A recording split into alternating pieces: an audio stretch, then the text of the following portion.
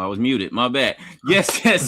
All right. Today's date is March 17th. All right, blue. We gotta put that in. We got to put that in the bloopers clips. All right, March 17th. All right, Black St. Patrick's Day. All right, we're gonna get to that later on. We were just talking about that off air, but the show is presented by way of StreamYard. We are live on YouTube, IG, and Kick right now. All right, so definitely appreciate everybody who is tuning in. All right, definitely appreciate that. I am Amrock. That is Dez. That is DJ No Name, and this is the HL Podcast, where we go beyond limits in knowledge. How are y'all feeling, fellas? We here. Yeah, we definitely here. Feeling good. We here. Yeah, man. Definitely here. We are alive and kicking. Right. All right. Well, some of us are alive anyway. But you know, we are available on iHeartRadio, people, Spotify. Please hit that subscribe button. We greatly appreciate everybody who has been tuning in, following us, subscribing to us. Greatly appreciate it. All right. Again, please don't forget to hit that subscribe and follow button. All right. Quick rundown. All right. For our quick rundown, we will discuss March Madness. All right, is underway. All right. All of the tournaments is done. All right. So we have entered officially March Madness, the big tournament. All right. So we're going to discuss our brackets. All right. It was Oscars night on Sunday. Who won that surprised us? All right. Who won that probably shouldn't have won? All right. And did anybody make a statement? All right. At the Oscars. All right. We'll also discuss the WNBA sneaker game, movies that died, and we wrap with Black people acting the fool for St. Patrick's Day. All right, but first, as we always like to do and start the show with most known, unknown. All right, and first up, all right, in honor of the Oscars and Oscar history. All right, I wanted to celebrate the complicated life of lady by the name of Hattie McDaniel. Okay, Hattie McDaniel. All right. She was not only the first Black woman to win an Oscar for Gone with the Wind in 1940, she was the first Black person ever to win an Oscar, okay, at that time, right? Miss McDaniel struggled most of her career has a lot of uncredited roles in movies, all right, because as we all know, Blacks in films at that time were primarily used as props or mocked, only getting roles as maids, all right, farm workers, servants, etc. All right. Acclaimed actor Clark Gable, all right, suggested McDaniel get the role as Mammy, all right, in Gone with the Wind, all right, and she went on to win Best Actress at the Academy Awards, aka the Oscars, all right. And after her win, all right, she continued, all right, to take those type of roles, all right, in which she was criticized for by her own people, by us. All right, people called her an Uncle Tom. All right, now how does she get Uncle Tom?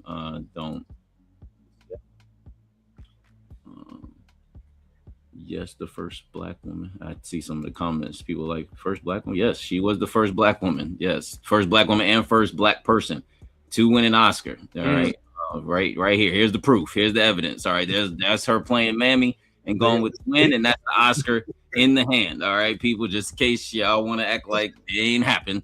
It happened. Disbelief, it definitely happened, people. All right, but again, she was called an Uncle Tom. All right, and a lot of Blacks at the time were upset at her role in Gone with the Wind. In that, I quote, all right, they stated that the film celebrated the slave system and condemned the forces that destroyed it. All right, Miss McDaniel did not protest against, all right, Black racism and oppression, and that was very heavy in the moment, all right, at that time, all right, and that was also made Blacks believe that only those who chose not to engage in protests against Hollywood's systematic use of racial stereotypes could work and be successful, all right, and Miss McDaniel did not back down, all right. She was quoted as saying, "Why should I complain about making $700 a week for playing a maid when I'd make $7 a week having just to be one?" Think about that. She was paid $700 in her films to play a maid, but probably would have only been making $7 a week to work one as a regular job back then. All right. And so Walter Wright of the NAACP was quoted as saying she and others like her are willing agents of Black oppression. Interesting. All right, as McDaniels chose to not protest against Black oppression, she did not support the Black film independent movement and chose not to use her voice to speak on political views, all right, or political injustice. All right.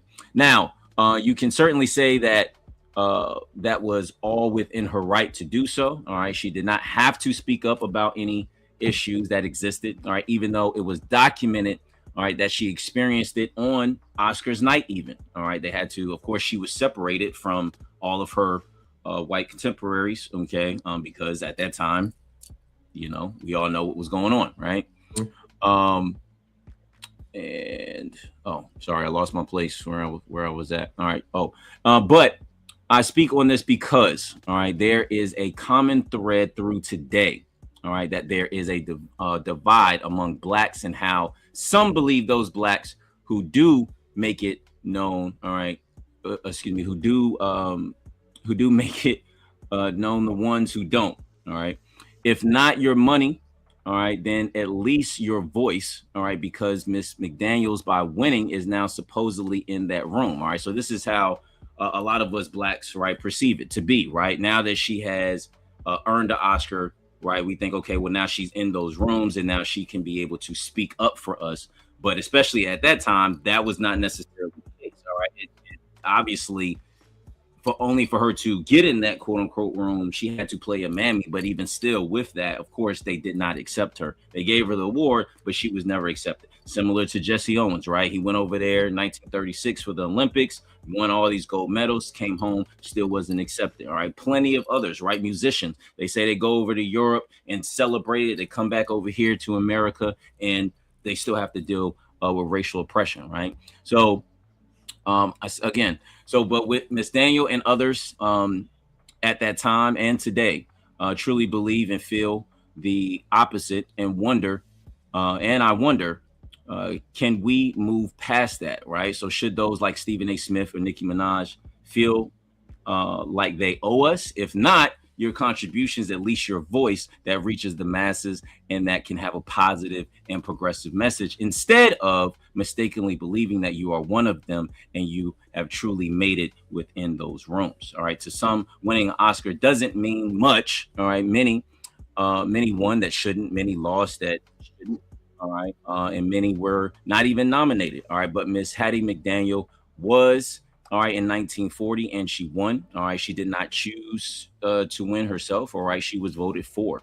Okay, and maybe as a pawn, as any are today. All right, as many are today. All right, but who knows? All right, but as we celebrate Women's History Month, all right, she is most certainly part of that history, and I believe that this moment was appropriate to speak on Miss Hattie McDaniel. And again, my purpose in that is just to highlight that even during that time, like I stated earlier, the perception was that she was in those rooms, okay, but she really wasn't in those rooms, all right? And I can only imagine that for her, it's like, I'm in there, but I'm not in there, right? I have to earn a living, all right? So I have to, a lot of us do this, right? In corporate America, it's, you understand that you have to deal with the other race, right? But at the same time, it's like, I'm also that one Black person that made it through. And so I also feel that responsibility for my people, but some don't, unfortunately. And with Miss Hattie McDaniel, it is, perceived that she was one of those people, but nevertheless, she is indoctrinated in our history, especially within the film industry, again, as the first Black person to win an Oscar.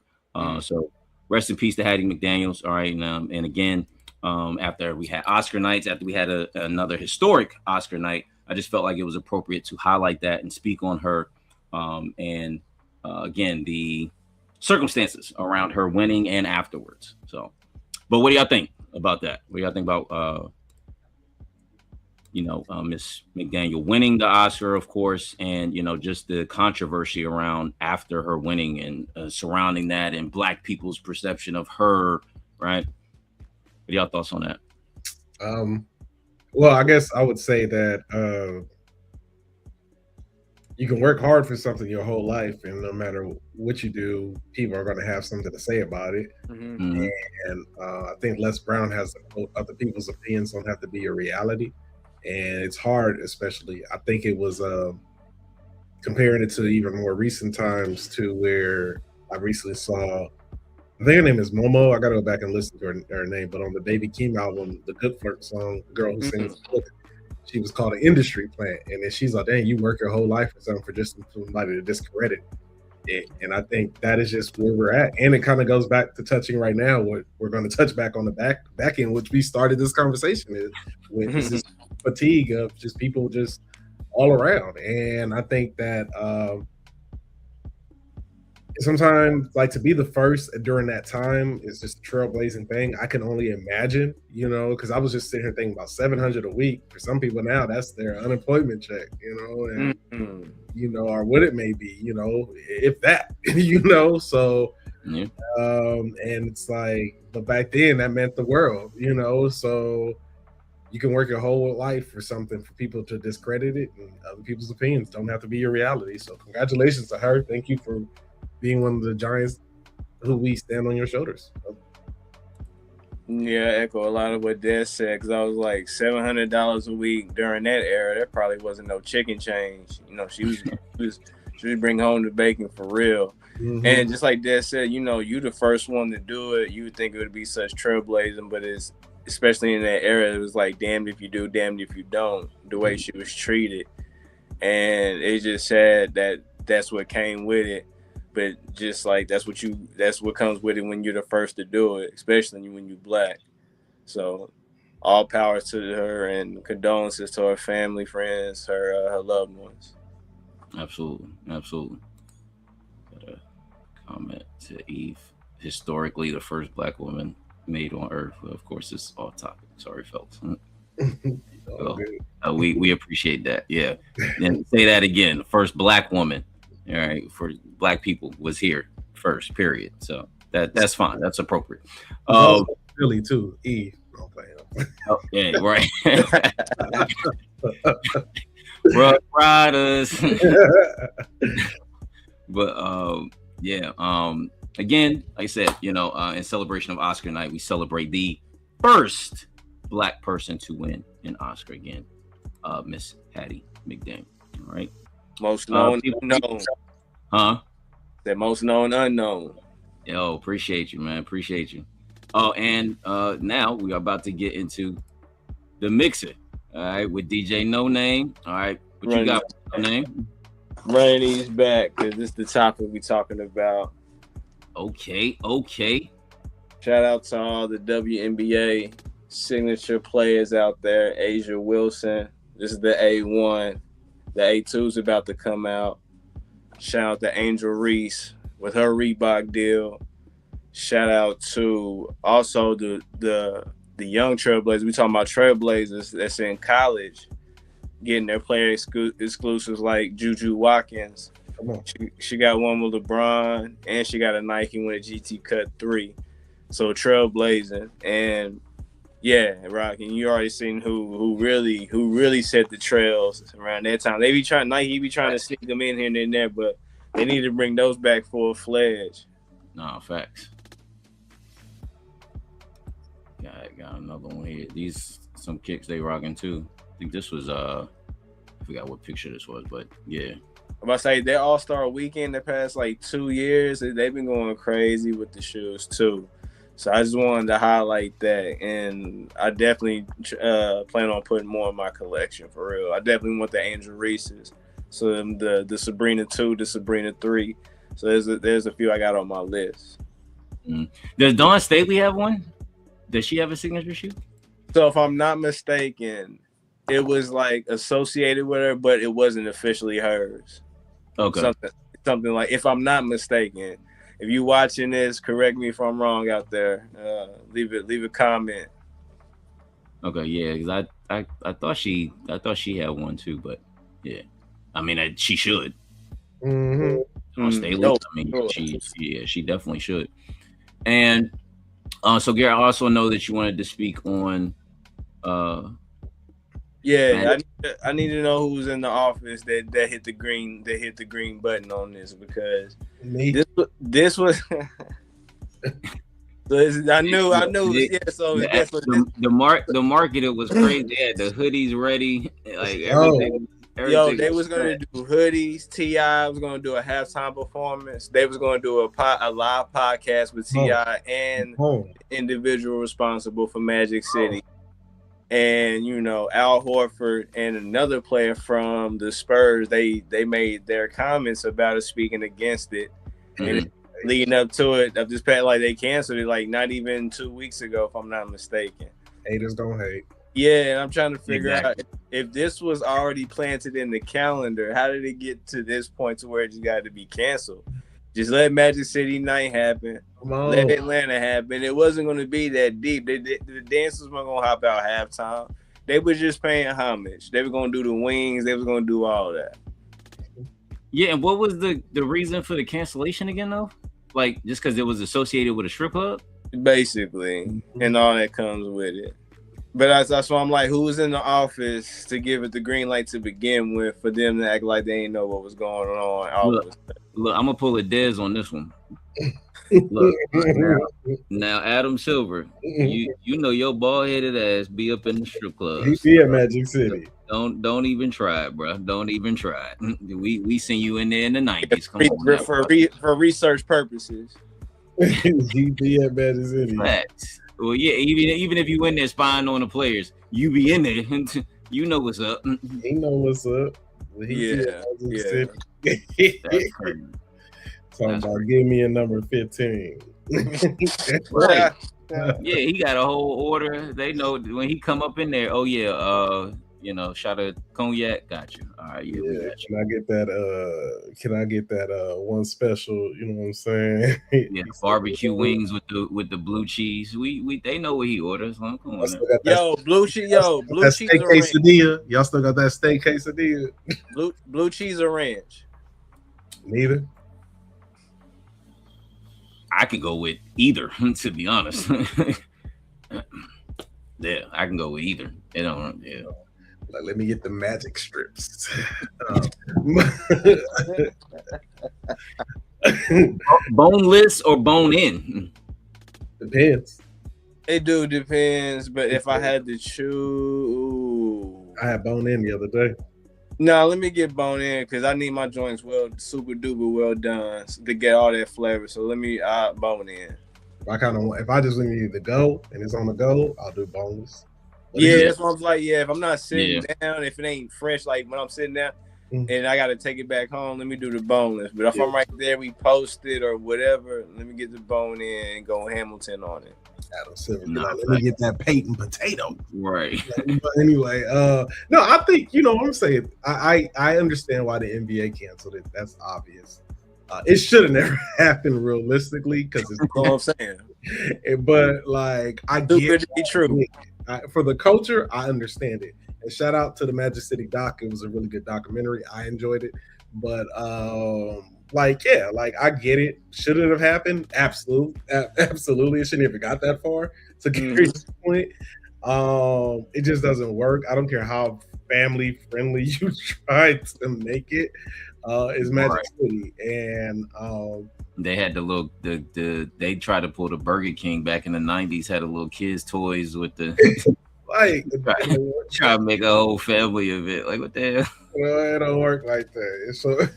So the person there, like, shaking your hand and turns around and like it don't.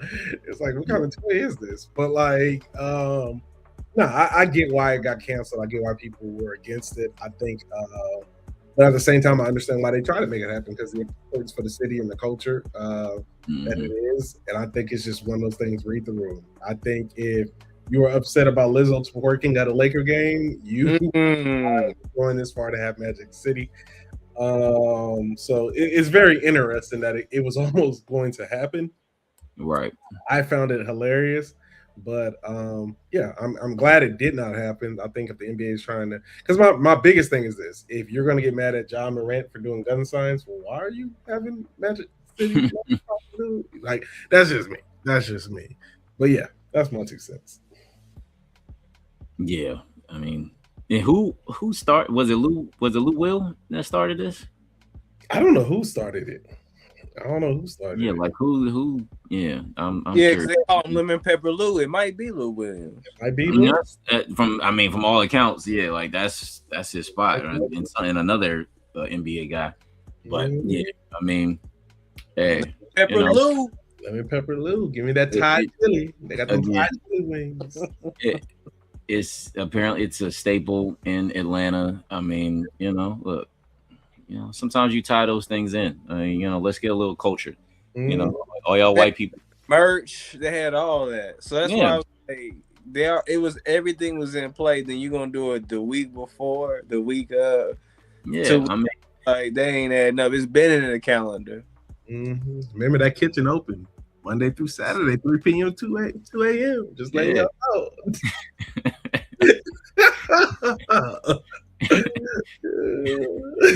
I don't know, man. It was already a thing. Like, I clearly Karen was out there protesting, and that's probably because she was probably afraid her husband was going to be at Magic City. So, let's just call it what it is. I still got that turkey burger. Right, no, fact. Yeah. We still got that avocado with lettuce. Yeah, let me get that in a Bud Light, so I can walk over here and see Tanya twerking in my face. Like but anyway, yeah, that's crazy though that they had that shit set up and they shut that down. But speaking of not getting shut down, all right. Y'all boys. Yeah, he had them Asians. Damn. He had them Asians. I had to put the Ime Udoka. Shout out to Ime for being in the room. I feel you, player. But Bam Adebayo, he scored 83 points on a random night against the Washington Wizards. Everybody was on. If you was on IG, it came across, you was like, what the hell? And if you wasn't on IG, for some reason, something in our psyche just told us to check our phones because something is going on right now. And sure enough, you see 83 with Bam Adebayo, and you're like, whoa, did he play 83 minutes? Like what the hell is going on? 83 points. All right, the second highest scoring achievement in a game right now behind Wilt Chamberlain, who scored 100. Again, that's still out there, You sure he did? But sure he dropped 100. I mean, they got the AI picture, Yeah, right. I don't know. Wasn't it like a stormy night in West Virginia against the Knicks or some shit where he scored 100? But Bam Adebayo, all right, passing the late great Kobe Bean Bryant, all right, who had 81 against the Toronto Raptors, and of course, first and foremost, shout out to Bam Adebayo. Okay, let's start there. With the Asia Wilson's on, he dropped 83. Right. Shout out to Bam Adebayo and Asia Wilson. She was out there supporting her dude as he has supported her. So shout out to Black Love. Shout out to the new love in basketball. And yeah, shout out to Bam. Shout out to the Miami Heat. All right. Listen, we're gonna get into the weeds. I'm gonna let the fellas go in. All right, because I introduced the topic. I'm gonna let the fellas go in, and then I will give my opinion. All I'm gonna say is this: it happened. He did it. All right. And for anybody talking about fumbling, that's all I'm gonna say. All right. So Gary, how do you feel about Bam achieving 83 in one game? Man, 83 is 83. He did it. Nobody else can do it. Listen, I understand the Kobe. I understand the Kobe talk. I really do. Records are made to be broken, especially when the newer eras we get into, the new generations we get into, all these other eras, all these other things are gonna be broken too before we know it.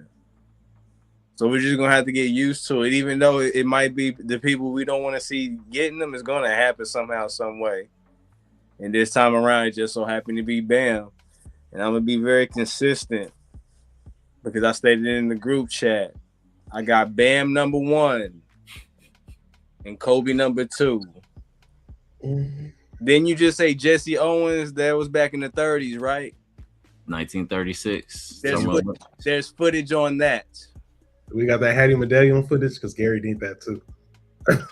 Wilt Chamberlain was 62. 60 was in the early 60s. There's no footage. We need that.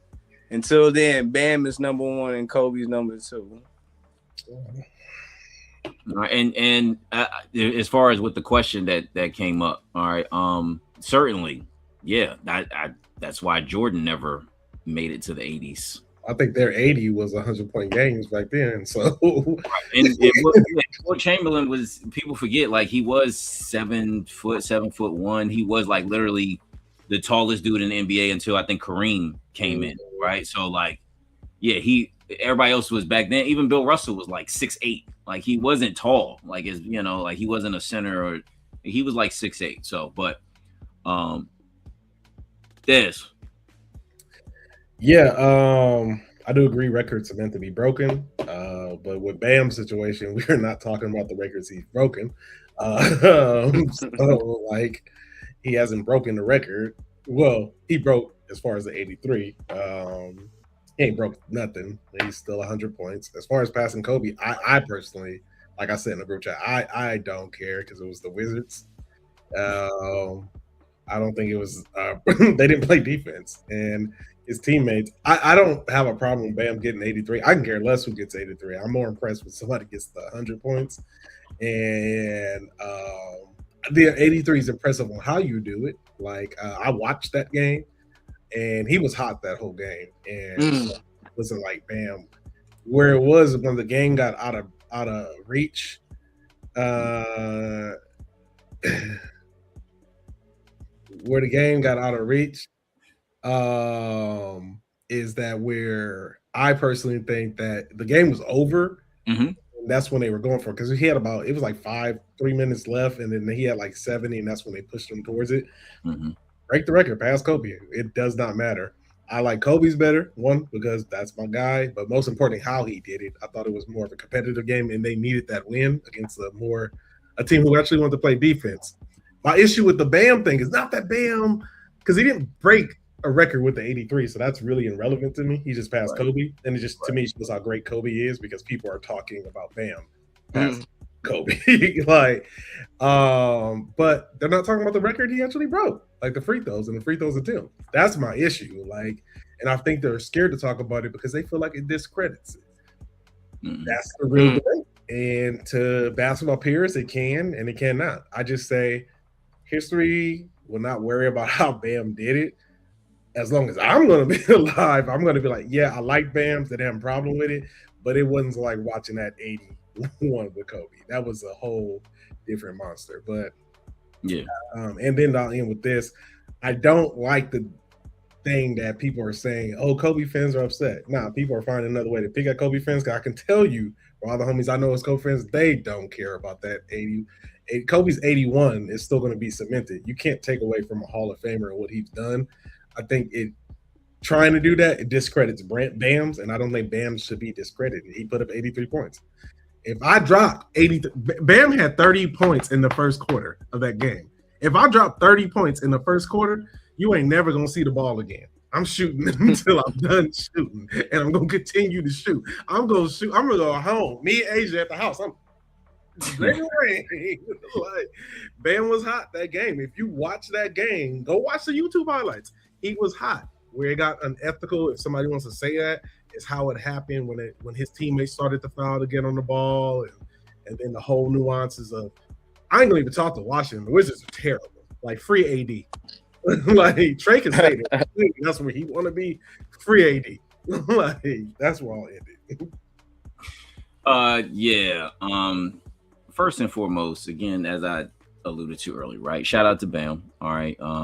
Yes, he didn't break any record. All right, with this, he became the second. As far as we know, he became the second highest scorer as far as with points in the game. My biggest issue was just everybody immediately trying to discredit it. And he was playing the Wizards. Yes, the Wizards were bad, but so were the Raptors with Kobe. All right.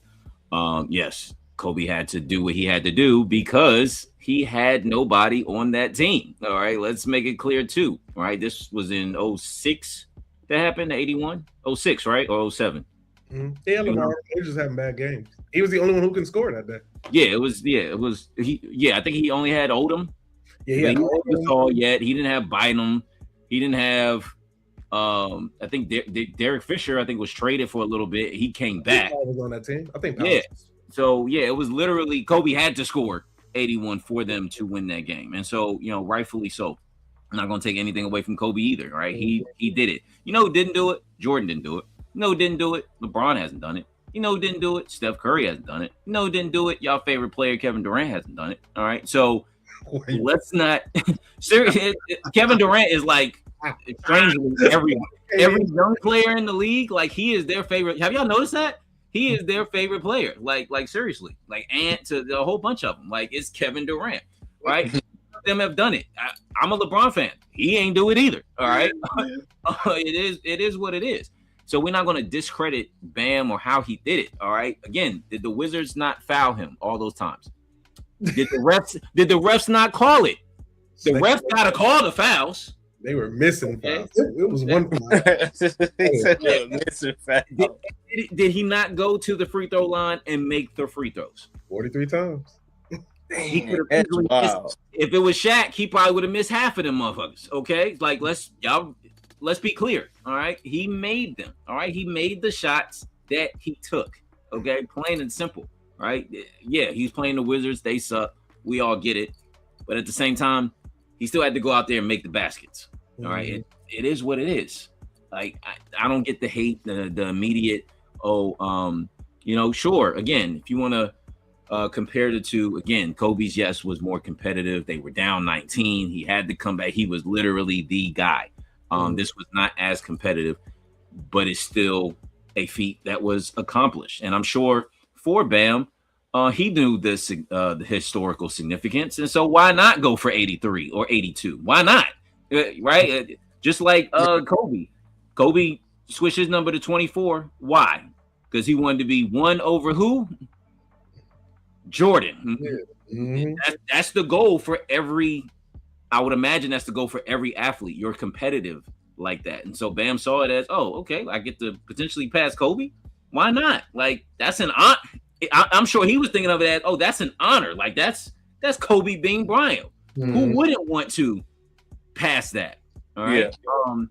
And so, I just think it was, some of the comments were just cruel. Some people was coming at Asia Wilson's like, come on, yo, like we need to stop. Like, again, she was there supporting her guy.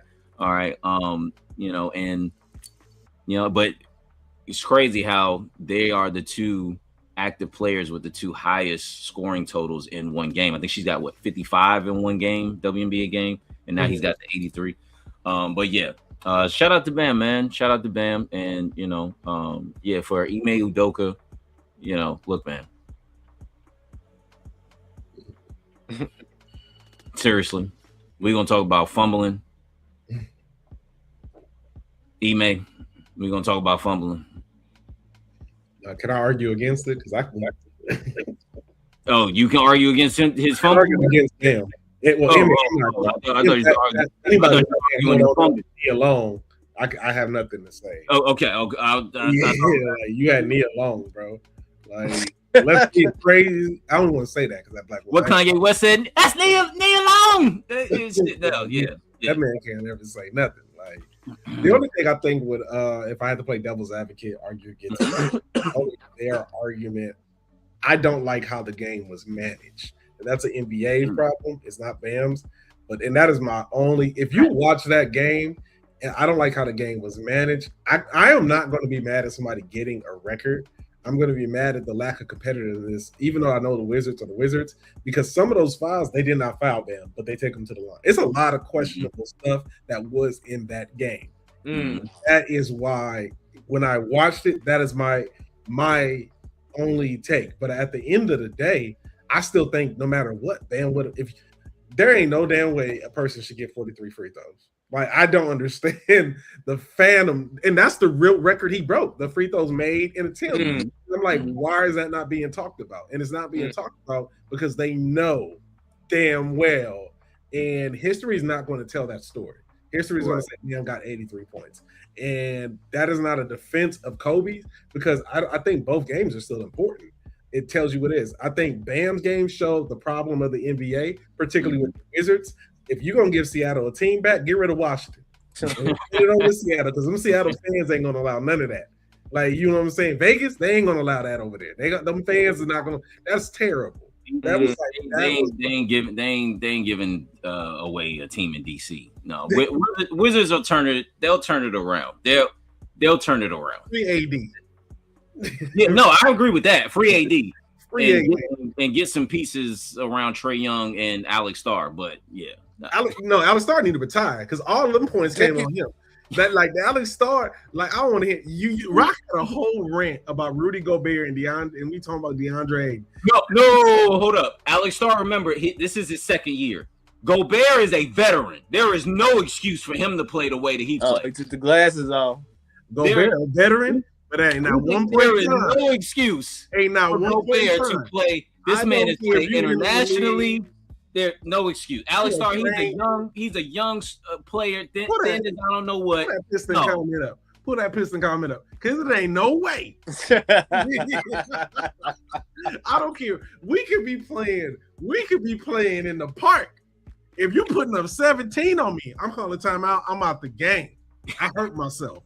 I ain't about to stay in the game and let you put up 83 and we like, bam. No. Alex Starr, you should like it got to be some level of pride. He should have punched Bam in the mouth.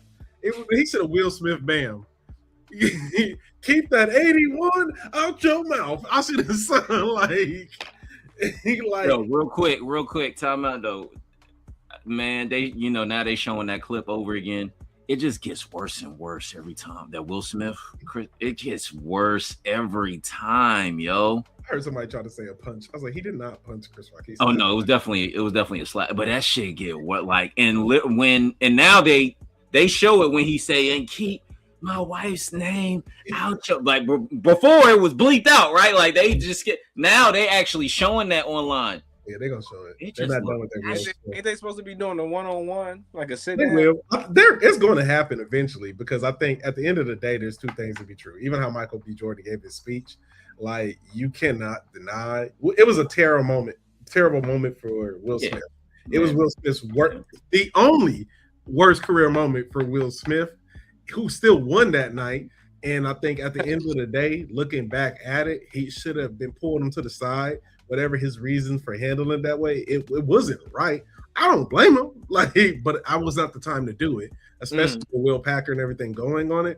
And but at the end of the day, I think where it comes down to is Will Smith is the prime example of what I pray they don't do to Michael B. Jordan, because Will Smith had outside of just stuff going on with Jada, there was no real issue that people had with Will Smith except he wasn't that. And it's the same thing I feel like how they'll eventually do with Michael Jordan. Because with us, as Hattie McDaniel, we just talked about this. When you work so hard for a moment and you're tough, Will Smith's ego and his insecurities got the best of him that night.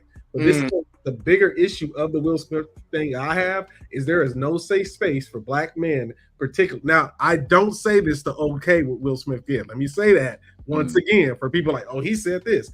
There's no safe space for a black man to be vulnerable and deal with his stuff, because that was not okay. He could have waited to talk to Chris Rock in the back. Will Smith apologized for it, but he's always one of the greatest actors of our time has become a mockery off of a bitch ass moment, and it's sad. It's really sad. I still think he's gonna be all right, but yeah, I mean, no, you're right. I only bring that up to say it just I am still a huge Will Smith fan. Like Bad Boys, Independence Day, Enemy of the State. What I had Will Smith Wild Wild West toys from Burger King, like the little man with the, and then you had the horse. I had it all, right? Like we had that, right? I had the Men in Black, Will Smith, like this dude is a phenomenon, right? It was just so shocking. It was just like, what the like you really wow.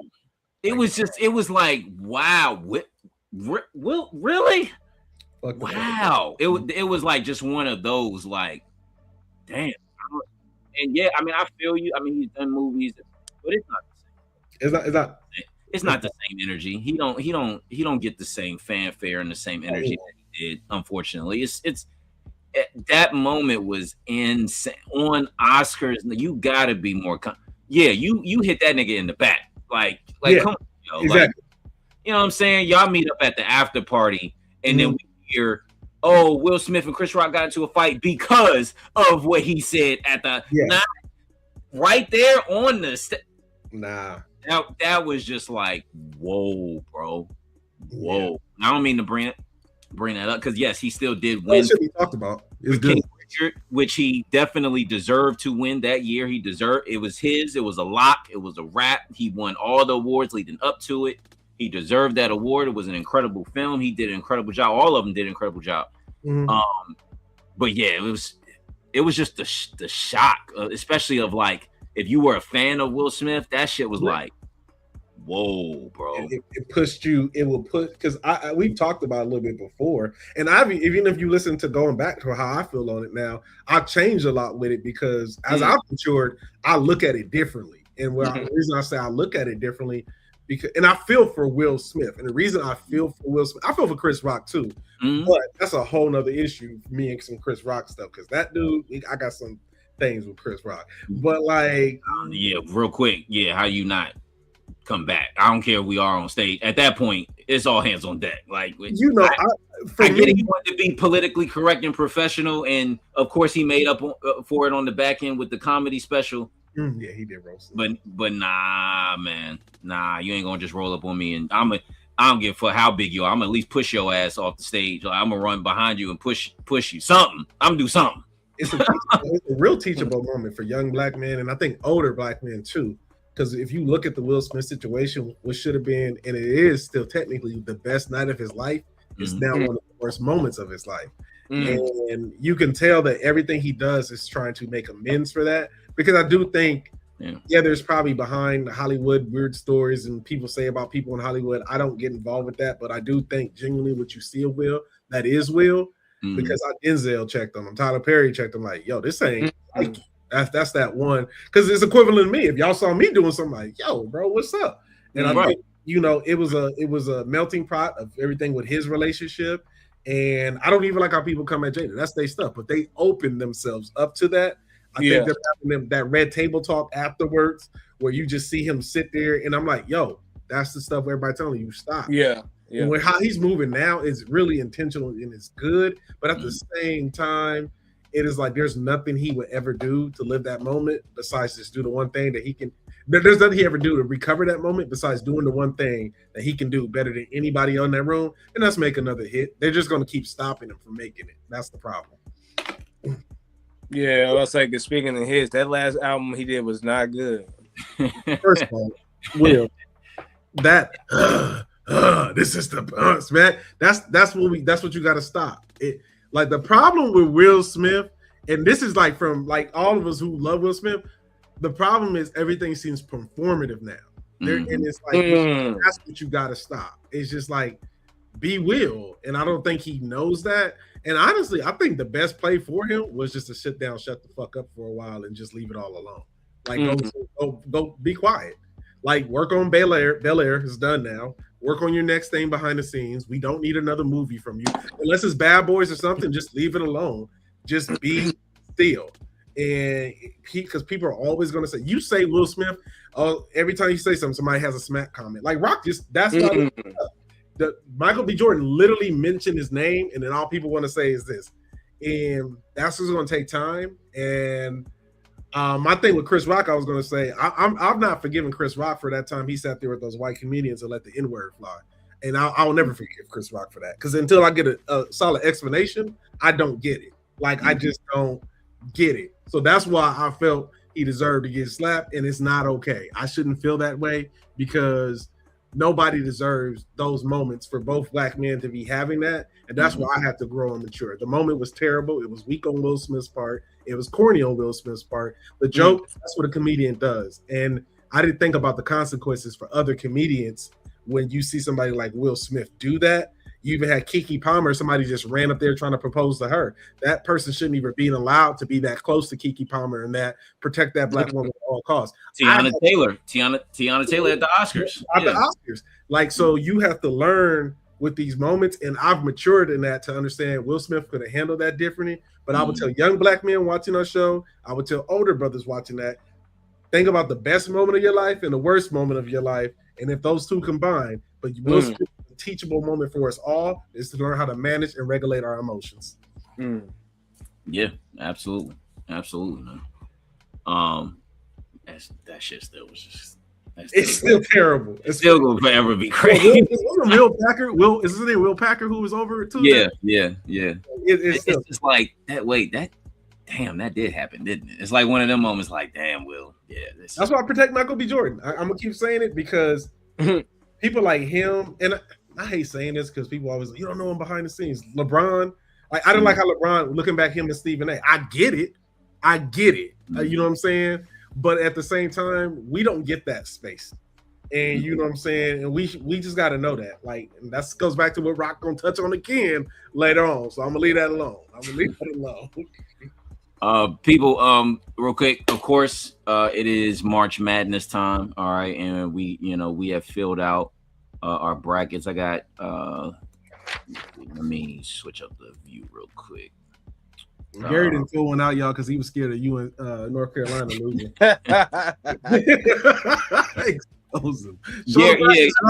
Gary, go ahead. Say what your final four. Because I got our brackets up. So say what your final four is and who got one. I had Kansas. I had Florida.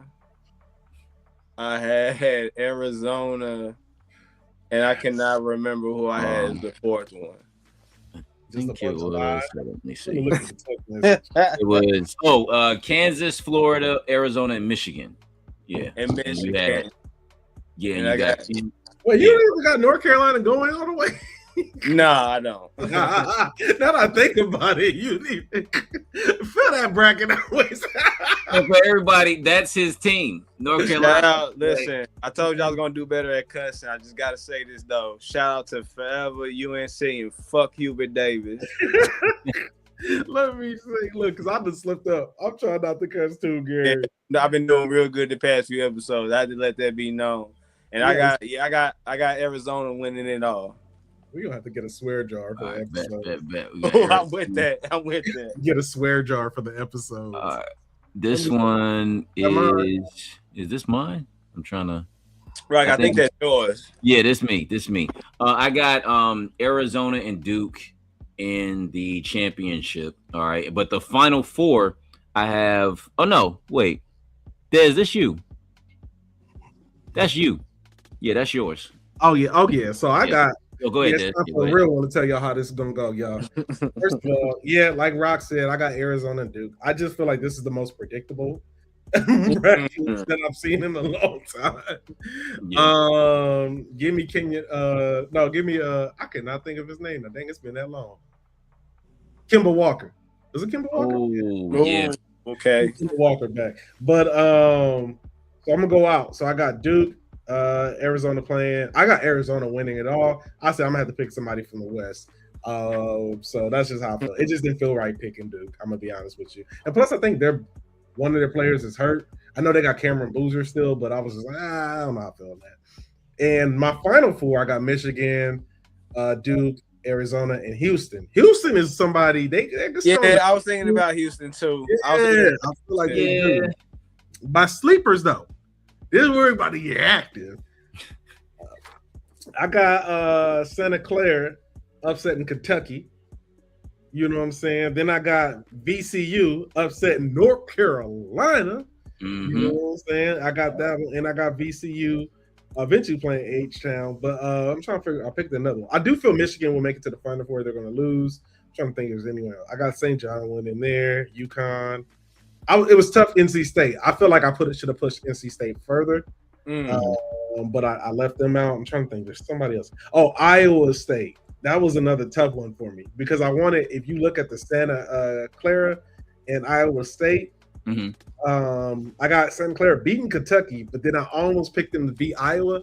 I'm hoping that game does happen because Iowa State is a very good defensive team. Santa Clara is an incredible offensive team. So that's one of those matchups I want to see, that offensive versus defensive matchup. The sleeper, I want to pick them, but I didn't. I had them stopping there. But my Final Four, just to recap, is Duke, Arizona, H-Town, Michigan. I got Duke versus Arizona in the championship, and I got Arizona winning just for the West Coast. West, y'all. And so for the East Coast, all right, I got Duke and Arizona, and Duke winning. All right. And my Final Four is Duke versus Florida, and Arizona versus St. Louis is making it to the Final Four. All right. Somebody from Atlantic 10. Now, VCU, I got them getting all the way to the Elite 8, but losing to Florida. I think Florida is just going to be too much. But St. Louis has the path, okay, because Michigan, to me, seems a little, I don't know, not sold on them. I think St. Louis is going to upset them. Iowa State, Santa Clara, I got that matchup. I got Iowa State winning that. BYU is going to make it to the Elite 8. They have the leading scorer in the nation on their squad. All right, dude can flat out. I forgot young man's name, but he can ball. Duke, you know, Duke and Arizona, why it's the obvious, they've been literally the best teams all year. Like, they've looked the best, even in a loss, they didn't look terrible. And they won their respective conferences. So yeah, Duke, Arizona. But yeah, my sleeper to get all the way to the Final Four is St. Louis. St. Louis and VCU, those Atlantic 10 teams are going to shock a lot of people. All right, those teams are normally the teams where you got, you know, seniors and juniors mixed in with some sophomores and freshmen. All right, teams that have been together, the camaraderie's there. VCU just won the Atlantic 10. Shout out to VCU. All right, and so yeah, I think they're going to make a deep run. St. Mary's I have making, St. Mary's I have making a deep run. I have St. Mary's actually beating Houston. Houston has been inconsistent as much as I feel you. Like, when they look good, they look good, but when they don't look good, it ain't hitting. Like I said, even like in a loss, Duke and Arizona still didn't look terrible. They didn't look like so defeated. Houston, when they lose, they just look like, nah, like, y'all ain't it. But yeah, those are, let me pull up the bracket that I had. Is this my bracket?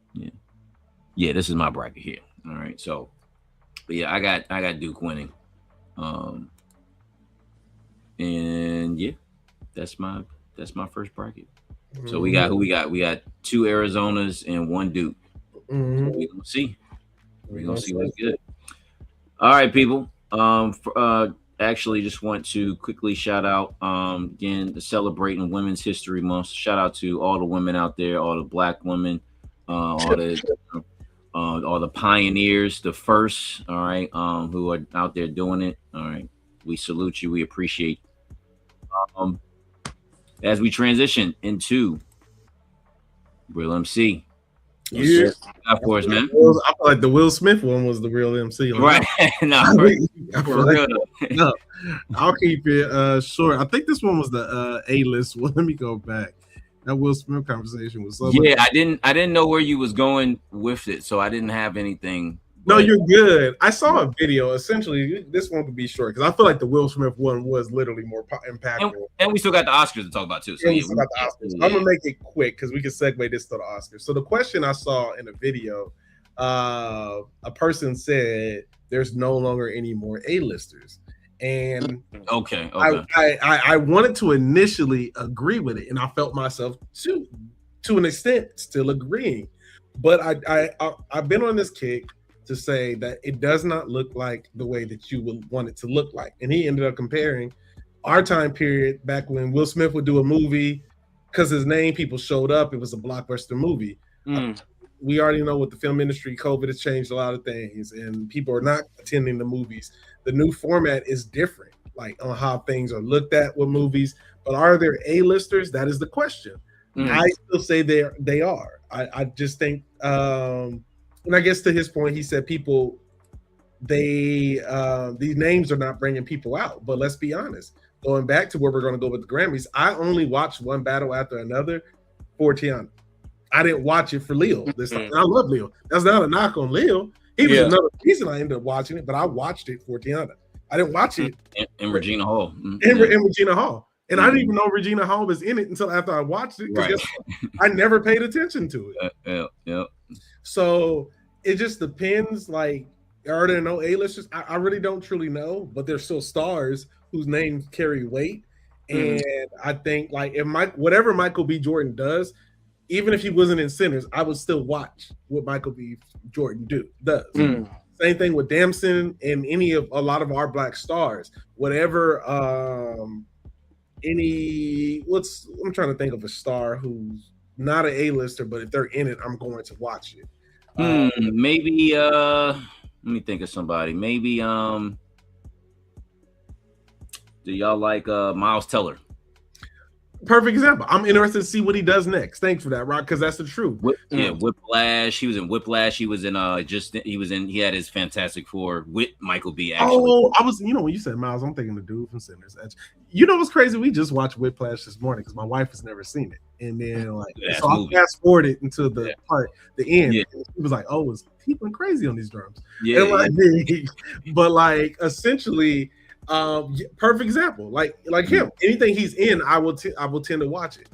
So I guess the guy is right to a sense. There's no A-listers because Rock just threw a name out there. I couldn't put the face to the name. So yeah, you can say that, quote unquote, but there are still enough great actors and actresses who carry enough weight that if you see them in it, because there's been plenty of times that I'm like, oh, such and such is in this. Let me go check this out. And it may not be A-list, but they still have enough star power to carry that. And it goes back to where we can segue to the Oscars now, because back to the one battle after another, that was my biggest thing with it. I thought it was just one of those films. And when I talked about this, I didn't really get the gist of the film. I posed a question on my IG, and I asked people how they feeling. And a lot of people, the three, one battle after another was the biggest one. They was like, that movie wasn't good. I don't like to debate art. I wasn't feeling it. It wasn't my cup of tea. But what it did was give me some more, like the Trinity, is that her name? Young actress. The girl, lead actress. Yeah. I'm interested to see what she does. Trinity. Yeah. Mm-hmm. Yeah, like I'm interested to see what she does again, because once again, this all ties in. Are there no A-listers? I think that's for Hollywood really to decide. I just think the game looks differently, but I do think there's a lot of films out there, especially the Oscars show, that the art is still strong enough for some of these stars to come up and carry it and have Timothy Chalamet. I still think he made a dumb statement. I don't think that affected him winning, but it does. I do think that he's still an incredible actor, and whatever he does next, I'm going to watch. Like Dune, I'm going to watch. Even though Rock hated on the last Dune, I'm still going to watch. Actually, it was actually good. I told you. I had to watch it again. I had to watch it first time. It's one of those you got to watch it again. And once I watched it the second time, I was like, oh, okay. Now it's still not the second. It's still not the best sequel ever of life. No, like people was hyping it up. That was my issue. People was hyping Doom too, like it was the best sequel ever. Like we ain't seen Godfather 2 or Aliens or Dark Knight or. That's all I was saying. But go ahead, my bad. No, and that's pretty much it. That's the real MCs today. Are there any A-listers? But it all ties in back to the Grammys. So So my thing is, what's the definition of an A-lister? Because Stephen A. Smith, for whatever, however you want to take him, he did used to say one thing about NBA stars, right? Who's box office, right? And so I would imagine, right, A-listers in film, right? Who's box office? To your point, who's coming out? Who makes you come to the movies? Isn't that preference? It is. That's a very good point. Yeah. Preference in the 90s, you mentioned Will Smith, you also had Tom Cruise, Mission Impossible movies, you had Bruce Willis, Die Hard movies, you had Brandon Fraser, The Mummy. He was the biggest thing smoking with us, right? Like Keanu Reeves, are you kidding me? Like before John Wick, well, y'all know him as John Wick, we knew him as Point Break and The Matrix, okay? Like let's call it what it is. So but that was also preference. If you like Will Smith, you went to go see Will Smith movies. But if you like Tom Cruise or whomever, it's a matter of preference. And of course, we know in this country what normally the preference is, right? And that's why a lot of people are upset that somebody didn't win Best Actor and somebody else did.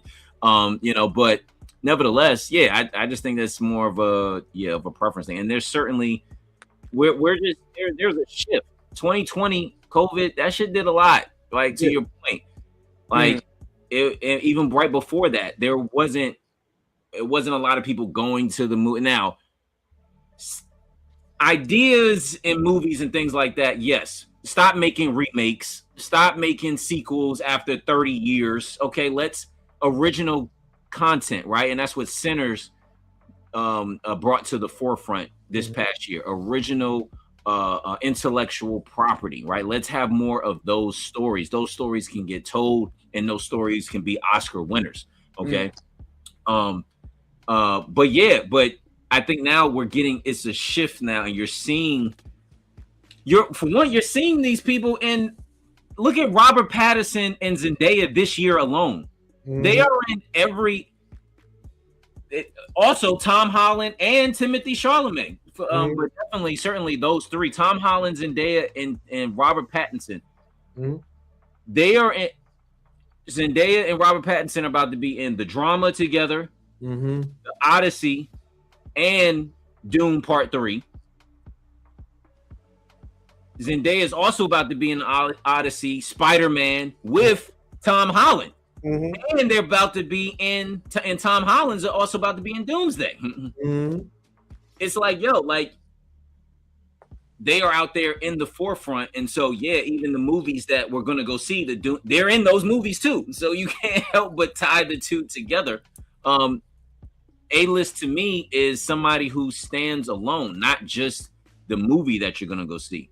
Michael B. Jordan, he's now at that point where, if I'm the headliner,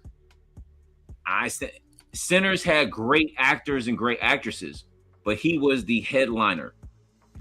Was he not?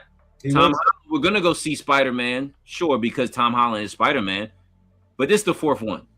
We're going to see different characters. We want to see what they're trying to do next. Dune Part 3, Timothée Chalamet is the main lead, but they got a whole bunch of other people in that movie.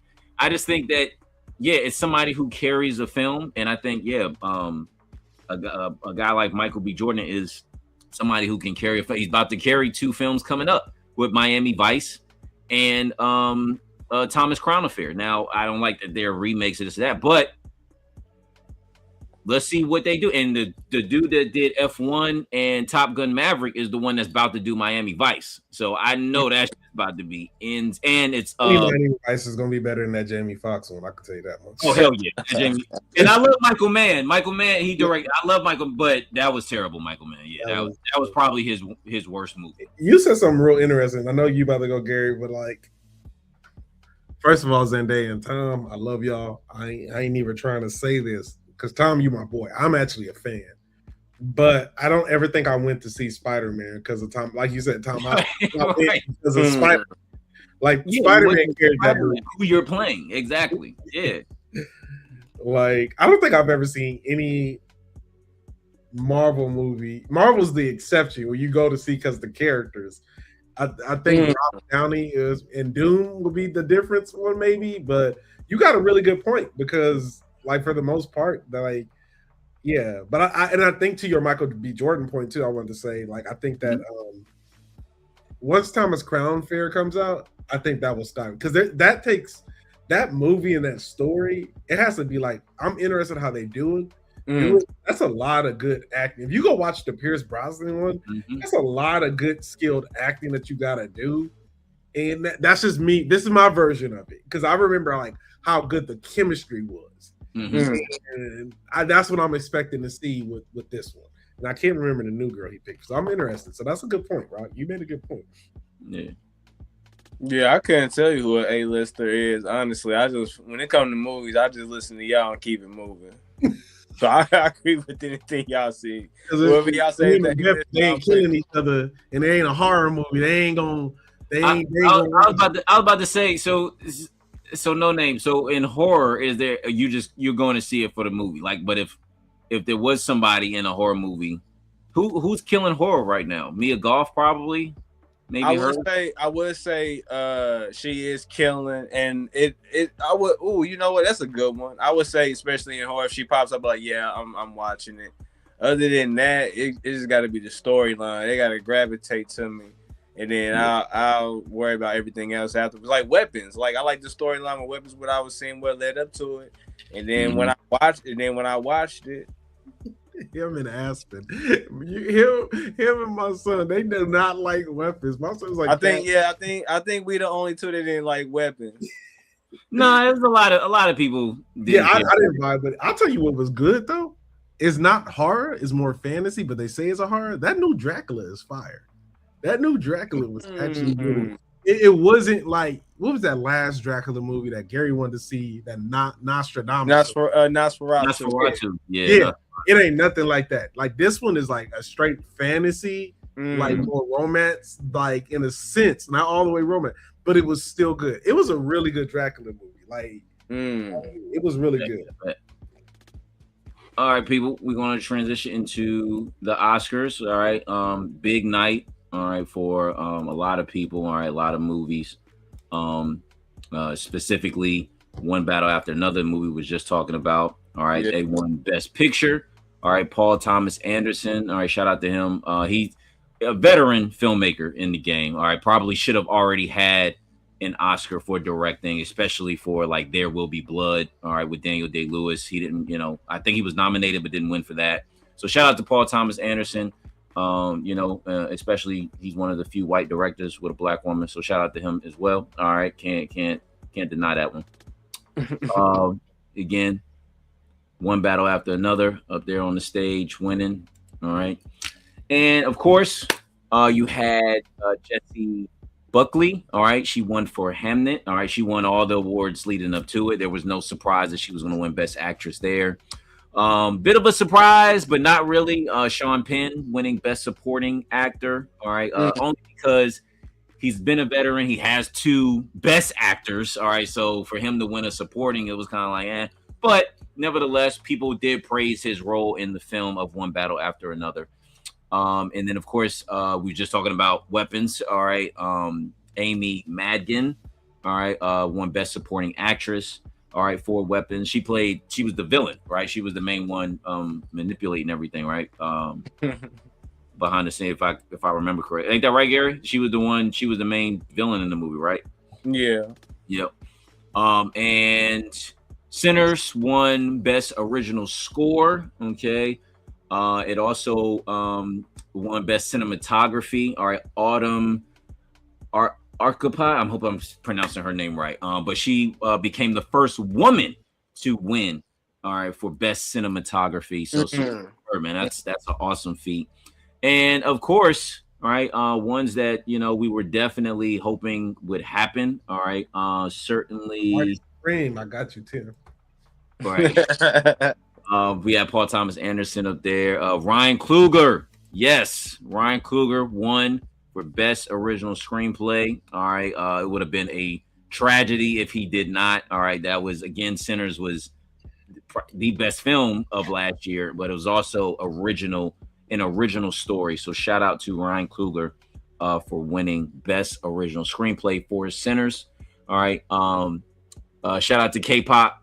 All right, Demon Hunters. All right, for all y'all that got kids out there. All right, animated feature and original song. Hey, just gotta salute everybody that got kids out there. But and of course, all right, what we've been talking about, we were talking about before. All right, Michael B. Jordan. All right, joining the likes of Sidney Poitier, Denzel Washington, Jamie Foxx, Forrest Whitaker, and Will Smith, and also Halle Berry. All right, they are the only Black people to win for leading. All right, a film. All right, Best Actor or Best Actress. All right. So shout out to all of them. Again, just another picture of some of the winners up there. All right. And you know, shout out to again Michael B. Jordan again for winning Best Actor.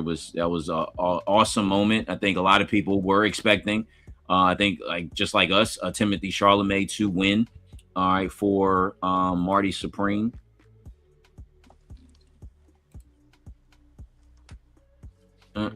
Somebody said, what up? But yeah, shout out to all of the winners. All right, so right, what were some surprises? For me, yes, I'll admit Michael B. Jordan winning for Sinners was somewhat of a surprise because we know how the Oscars work. Okay, not because of the performance. He deserved his Oscar. But we know how the Oscars work, right? We anticipated that Timothy Chalamet was going to be the guy. All right, that's who they want to be their A-lister, right? That's who they want at the forefront. And so, but it was just a dope moment that Michael B won it. Shout out to all the haters, all right, that hated on him before. All right. But anyway, just had to throw that in. I still had that picture for some reason. I was like, oh yeah, I gotta show that. But and shout out to Jersey, man. He represented New York, Jersey. So shout out to Jersey. But yeah, what do you guys think of the Oscars? All right, the winners, the people who got snubbed. I know it was definitely some snubs. Sinners only won 4 out of those 16. They definitely was snubbed for a few more. But what did y'all think of did y'all watch it fully? Did y'all, were y'all interested? Also, shout out to Miles Canton, all right, for his Canton, I'm gonna pronounce his name right, for his performance for I Lied to You. That performance was insane, all right, for original song. So shout out to them. But yeah, what did y'all think of the Oscars? You want to go, Gary? Go ahead, Gary. Yeah, I was just following along of who won what, and if I had to say something that shocked me to answer that part, how much One Battle After Another was cleaning the house. Like, it was really, that movie was really well accepted, and maybe I just need to watch it again. I just didn't really enjoy it, but because in the Oscars and in the other like award shows, they was really cleaning the house. And like I was telling X, I can't hate on Sean Penn getting what he got outside of that. It's just like, that would be close to a shock for me just to answer that question. Cause man, that movie was well received, and I was like, I didn't feel it. No, you weren't the only one, man. Trust me. You weren't the only one. I watched 10 minutes of that movie and was like, this ain't it. This ain't it. But go ahead, Des. I wasn't shocked that Michael B. Jordan won. I felt like he was gonna win. I didn't feel like this is the one category. If you picked any, I felt out of the choices we had, ones I saw, Sinners was the pick. I've not watched Marty Supreme yet. I'm only watching that because the actors and actresses are in it, but doesn't really move me. Even when I saw the preview of it, I was like, it looked trash to me, but like, it may be good. Like, I don't know. Maybe when I come back 6 months, I'm like, yo, Marty Supreme was pretty dope. I didn't think it was in doubt for me.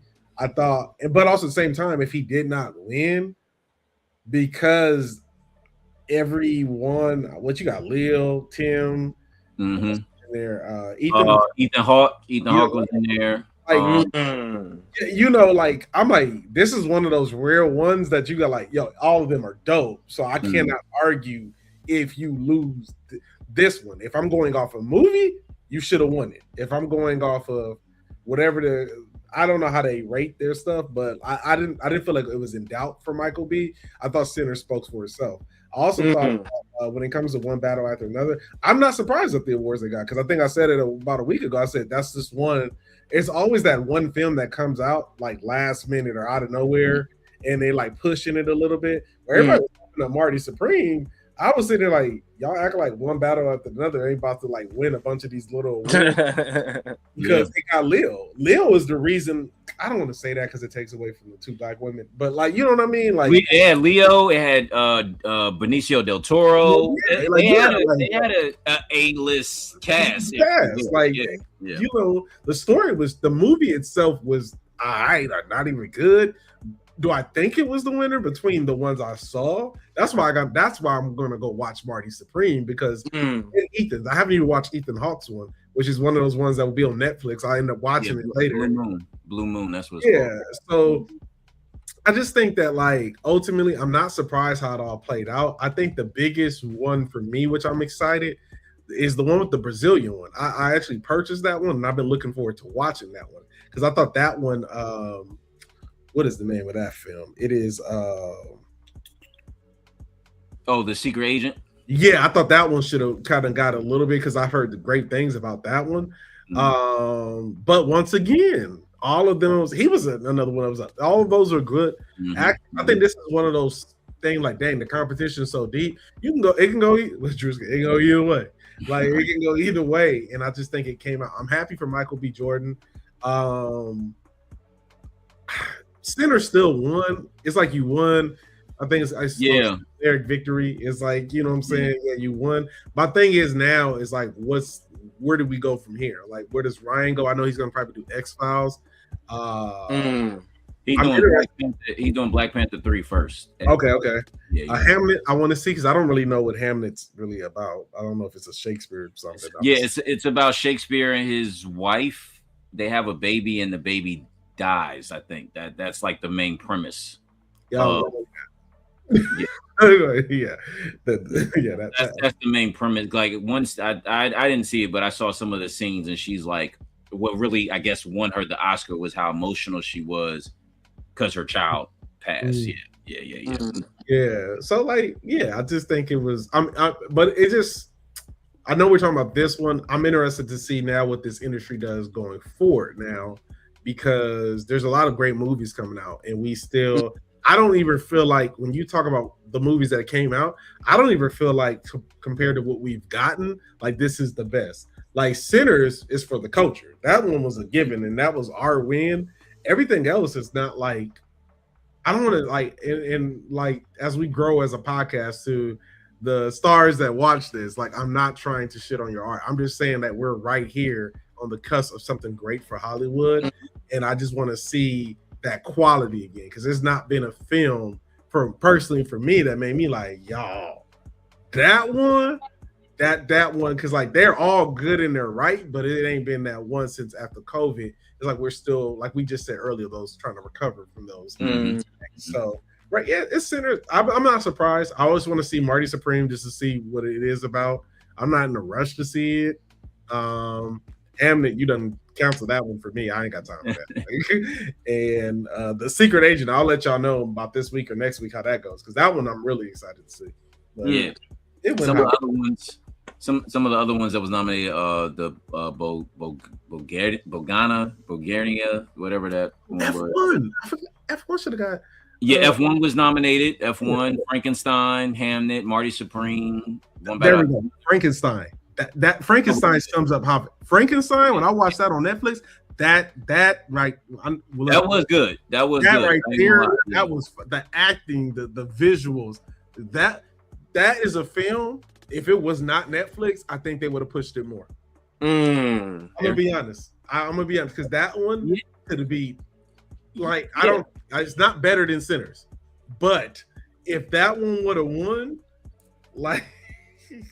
No, to your point, what definitely hurt them was being on a streaming platform, which is gonna, potentially hurt a lot of films going forward. And as we alluded to before, ticket prices, necessarily didn't kill the movies. You know, it's been not having original content, you know, not having intellectual property. That's really, you know, like people are just tired of remakes and shit like that. But yeah, Sentimental Value, that's the one that won international film over The Secret Agent. And then you had Train Dreams in there as well. So yeah.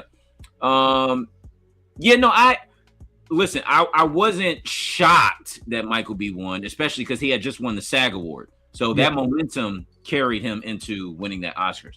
I wasn't shocked, more so just like any of us. We thought, you know, Timothée Chalamet is the golden boy, you know, the Hollywood golden boy, and they was gonna give it to him. But yeah, I mean, for Michael B to win, it's, you know, shout out to him, man. Like that's an awesome accomplishment, yo. Well, we throw this out there too, Rock, because awesome. He's saying Timothée Chalamet, hey, Robert Paxton, he on that boy heels now. Like, he is. I'm gonna tell you this is not because when Timothy messed up. This is the second time he's made that comment that he made about the opera and stuff like that. Oh, it's the second time. Yeah, this is the second time he said something. If you go back, you ever watched the TV show Ozark? I haven't finished. I gotta finish part 2 of the final season, but I've seen the majority of it. Yeah. The mom who plays in Ozark, there's a clip. If you go back, he made somewhat of the same comment, and I get the gist of what he's saying, but it does, and he's entitled to how he feels, but it does come off like a little entitled in the sense of art is art. And like, I'm not a person who likes country music, but I appreciate art. I'm not a person who likes rock and roll, but I appreciate art.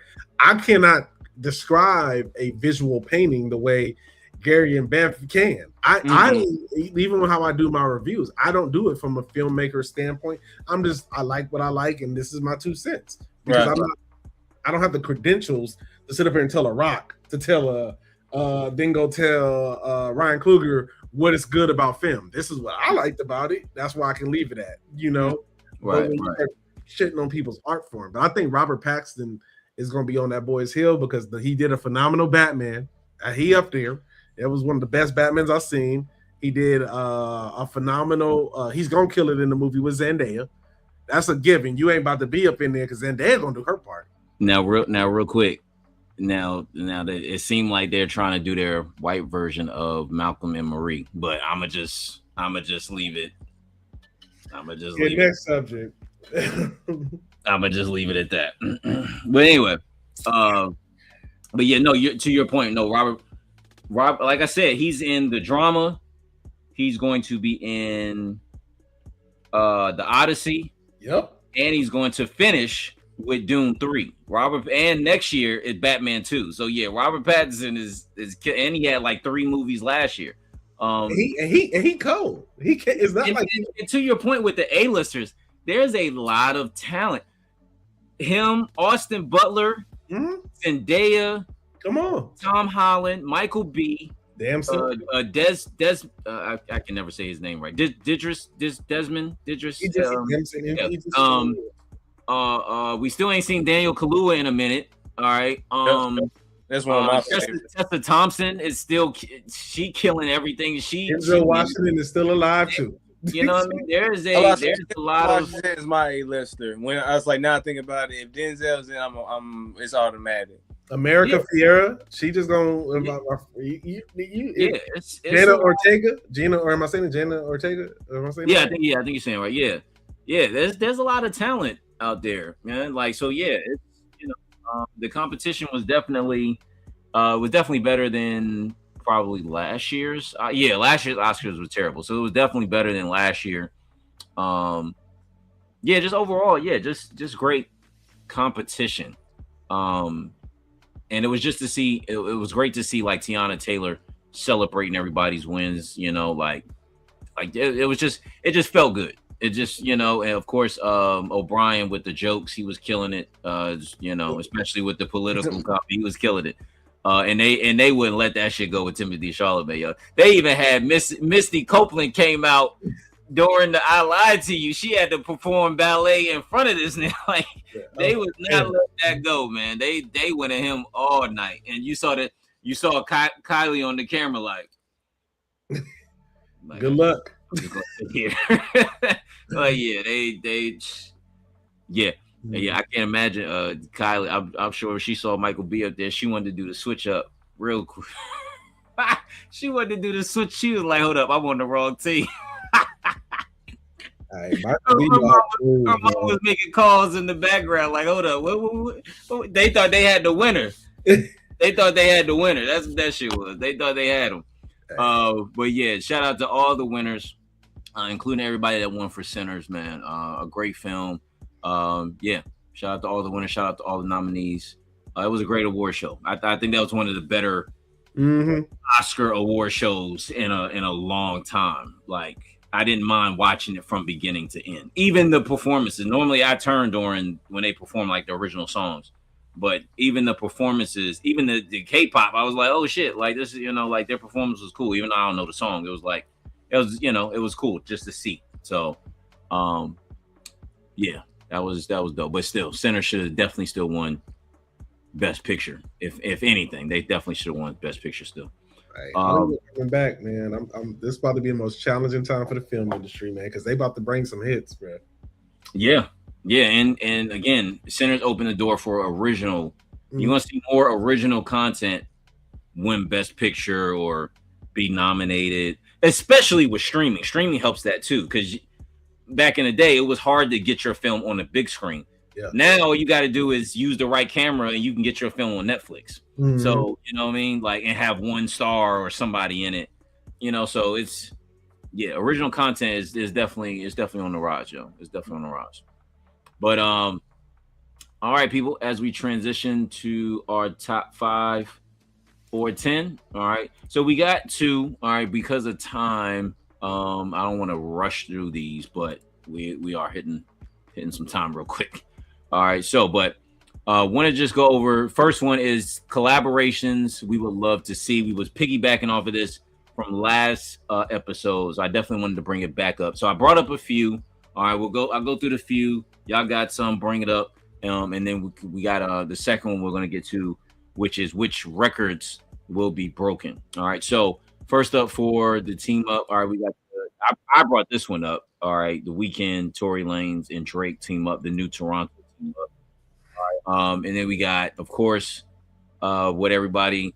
That was the second one too. Oh, speaking of this, Tory Lanez apparently wanted to collaborate with The Weeknd and Drake, but apparently they denied his request. I don't know what that was about. Really?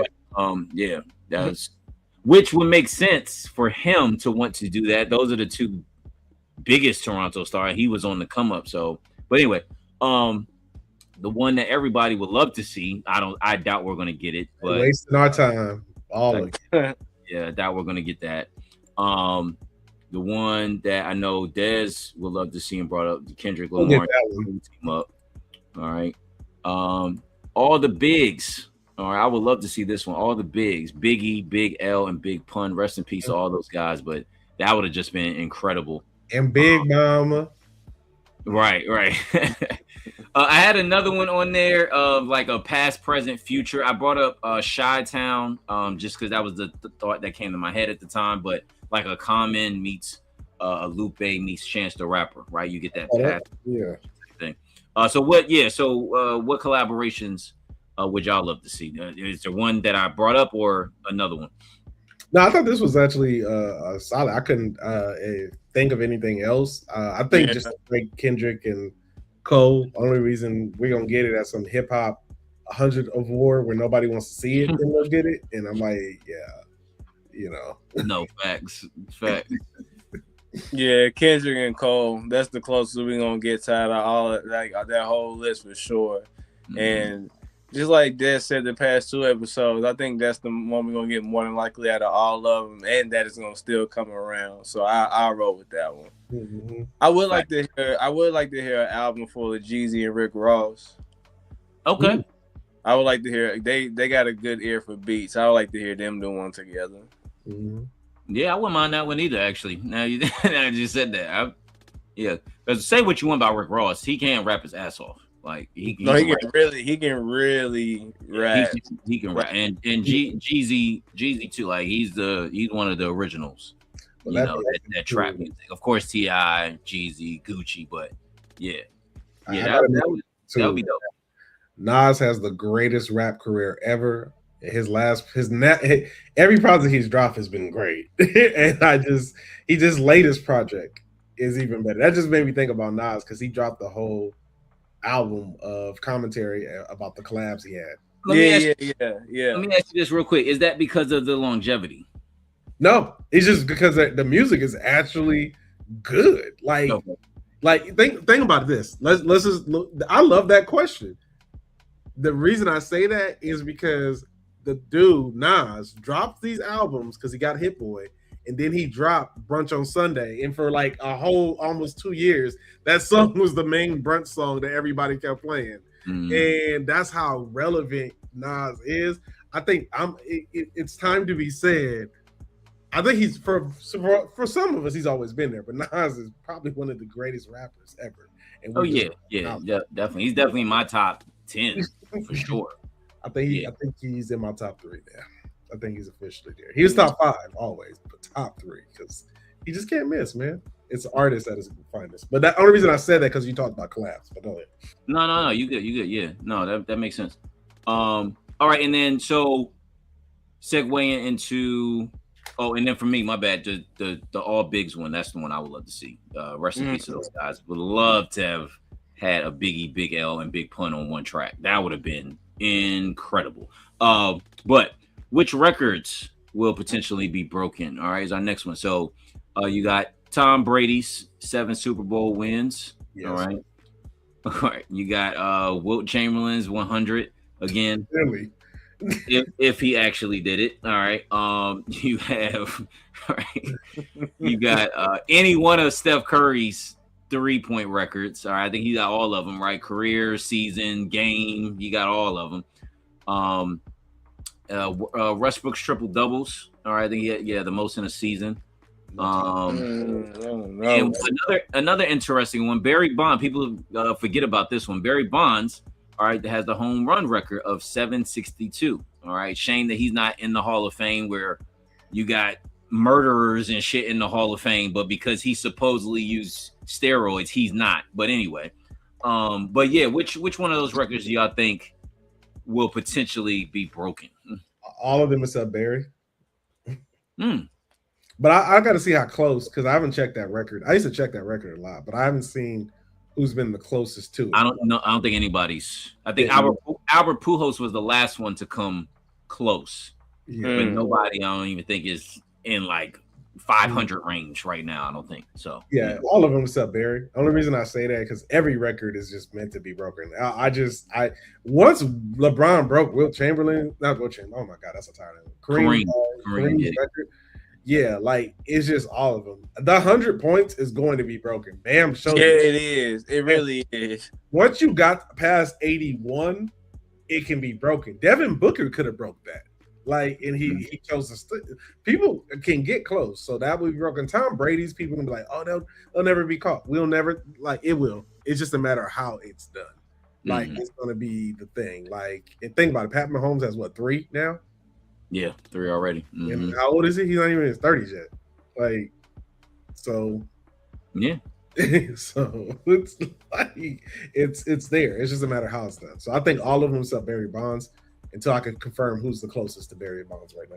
Yeah, I'm curious. I was saying I gotta see who's closer to Barry Bonds too to see. Just curious about that one.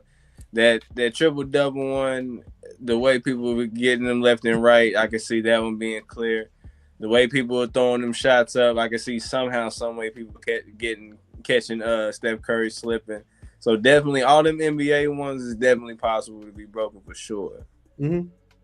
And just like what Des said, after LeBron broke Kareem's joint, it was like the floodgates opened after that because the masses, the powers that be, swore up and down. Nobody's gonna come remotely close to that.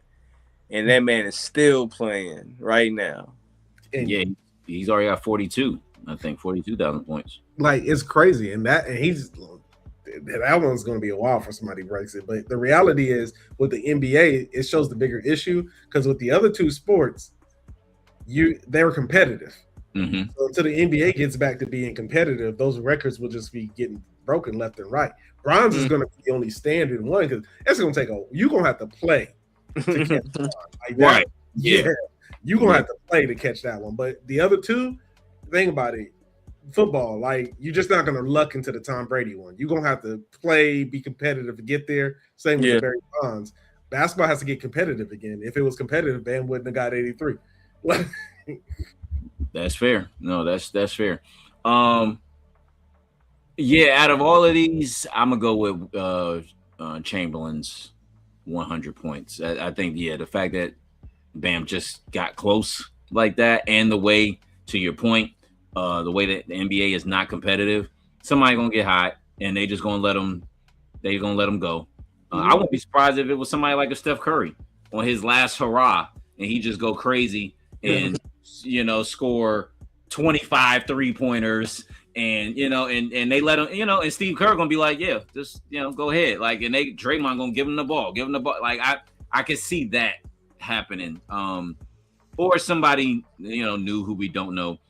But to answer your question about the home runs,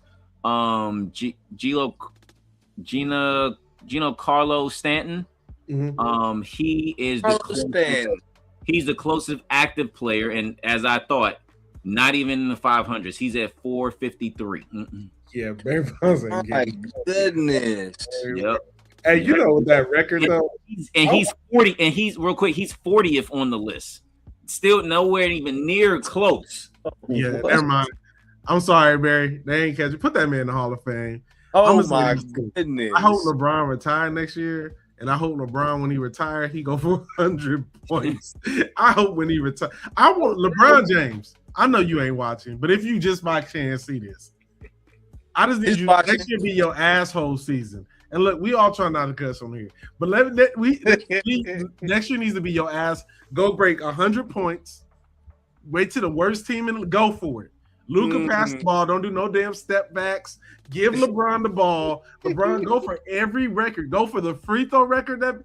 Do it. You know why? Because if they gonna get mad, if Bam can get a pass, LeBron, go do it. Because if you would have did that shit, the whole league would have shut down. If Bron would have did him or Westbrook, it would have easily been stat patent or actually Westbrook. I'm not surprised he didn't, because he's like the most cocky. Like it seemed like he would just want to just go for it just cause, like, you know what I mean? Just on a random ass day, he wakes up and go, you know what? I'm gonna go for 100 points, and this nigga would grab every rebound to get them 100 points. He would try to steal every ball. Yeah, like do it, Brian. So I would say either LeBron on his last hurrah, Steph on his last hurrah. Durant, I don't even think would even care to try.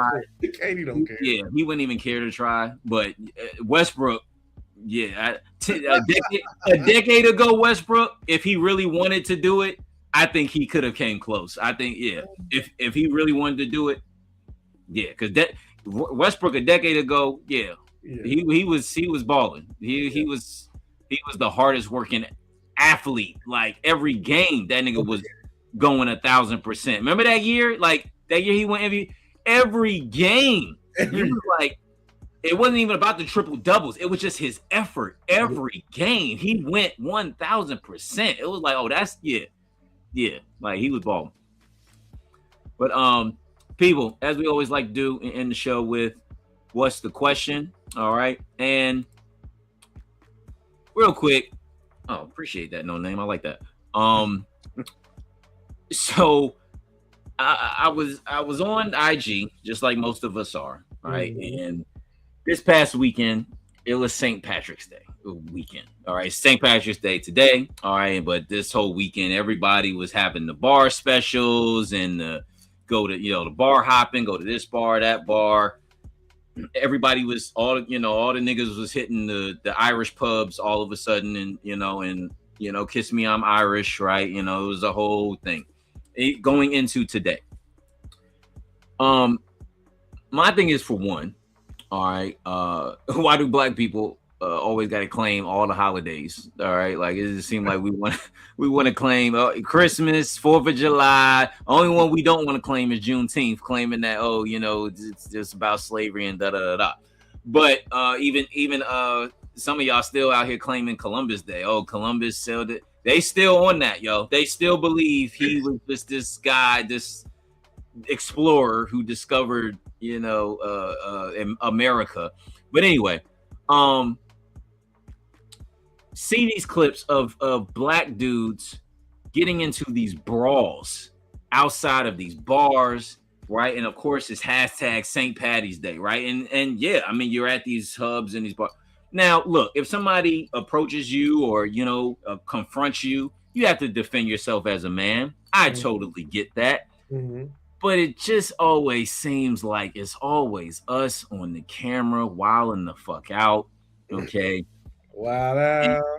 And it's just like, and then they're going to tie it with, oh, it's St. Patty's Day. It's the St. Patty's Day massacre all of a sudden. And, now niggas is just wilding the fuck out, beating up people. All right, so I asked the question, all right, why are we always in the mix? All right, and they have us getting into these fights, acting a fool. All right, especially when this holiday is celebrated by predominantly white culture. Now, when I say that online, of course, all the Pan-African Negroes, all right, they come at me with you don't know your history. St. Patty's Day was started by black people, white people stole it.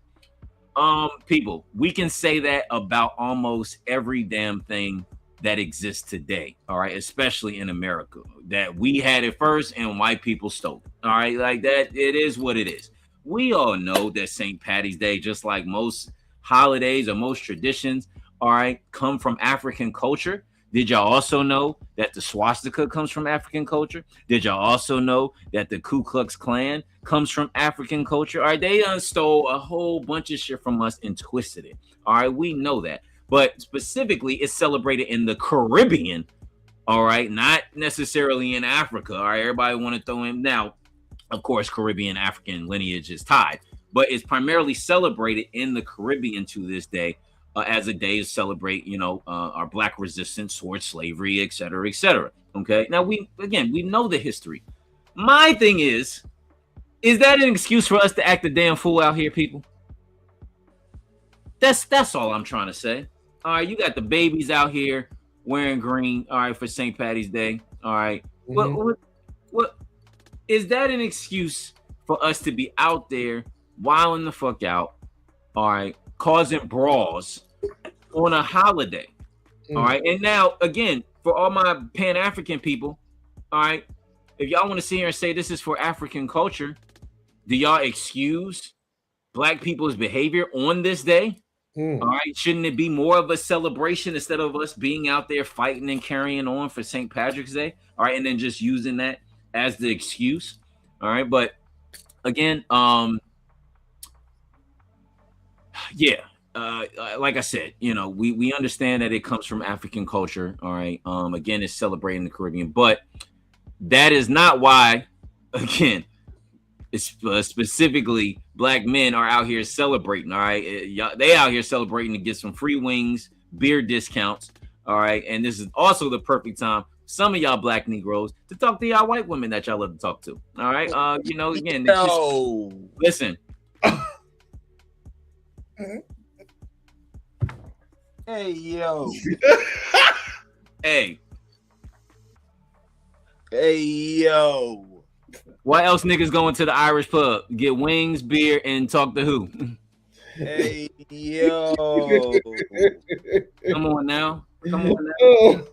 And them white dudes, they fighting in them clips, probably mad that they still ain't taking their women. Oh, man.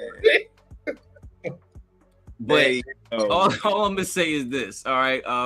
This chopper came with a compressor. Look.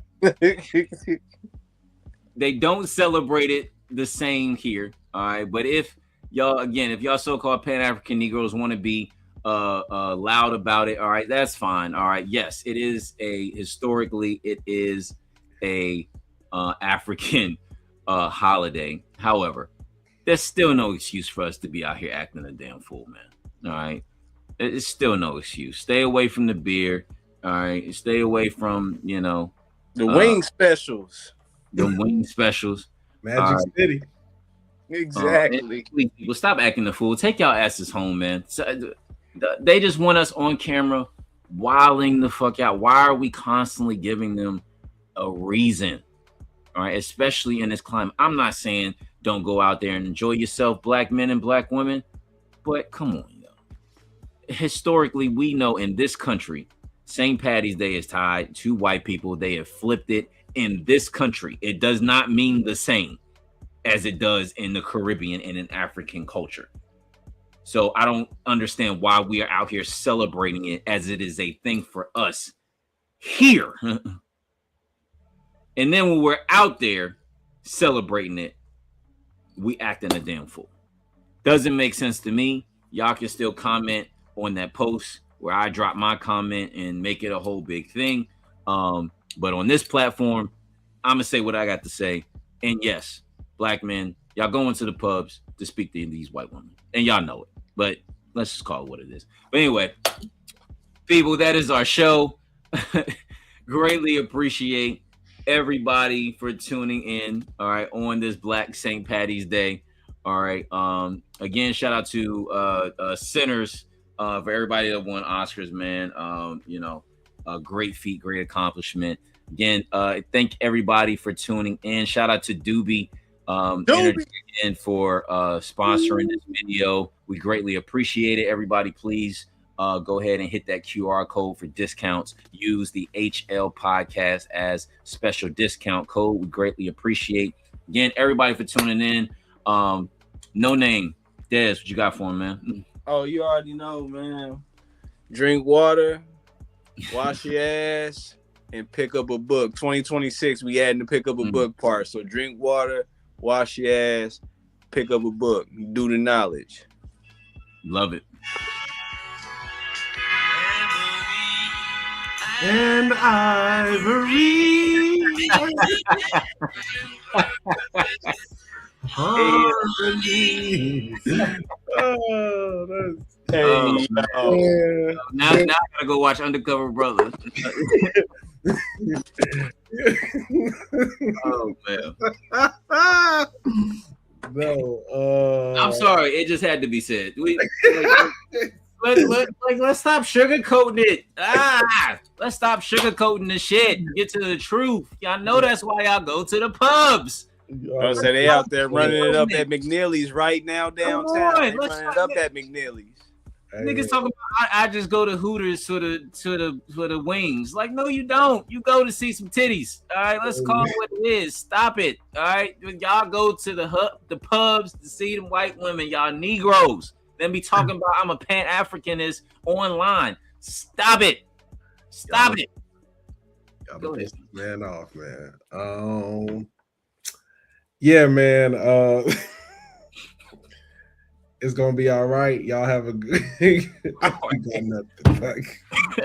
On that note, peace and love, everybody.